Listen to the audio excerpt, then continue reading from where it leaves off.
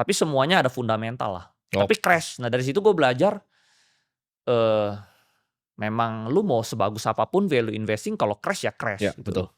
Itu kan waktu itu lu sempat ada ini kan, lu sempat post yang di Mirai Asset waktu itu lu beli gainer lu tuh BBHI kan?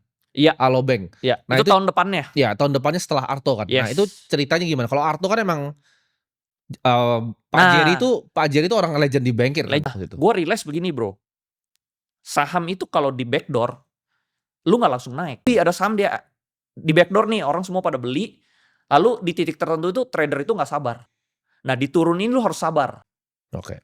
Nah biasa orang tuh nggak ada kesabaran yang kedua ini bro. Ya. Begitu lu udah selesai semua, sahamnya memang udah sah milik lu. Nah dari jeda situ ke situ menurut gue sekitar butuh waktu 6 bulanan lah. Semua orang udah keluar, gue nunggu di situ nyangkut 6 bulan. Dari 400 perak terbang ke 19.000. Oh, dulunya itu kan perusahaan bokap lu Bang Harda sebelum di acquire. Enggak. Jadi gue memang tahu BBHI ini mau dijual, tapi waktu itu bisnis bank itu jelek. Bokap gue jual itu karena dia bilang bank itu untungnya paling 3% lah. Gimana caranya lu dari modal lu cuman untung 3%, tapi nambahnya 1T bro. Nggak masuk akal ya. Oke. Jual. Nah disitulah dijual. Pas di dealing itu, bokap gue ada sempat ngomong ke gue, ini BBHI kita akhirnya mau jual aja nih. Gue waktu itu bilang ke bokap gue, jangan jual full, jual aja. Misalnya sisain 5%. Nah, terus gue tanya juga, kan papa udah jual nih, gue boleh beli nggak di pasar? Cuman gue kan ada pengalaman di Arto kan bro ya.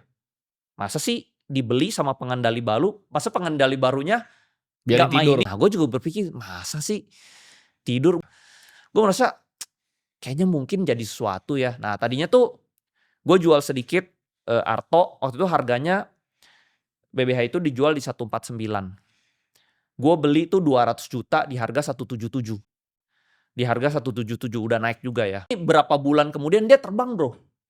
Ke Haima, wah.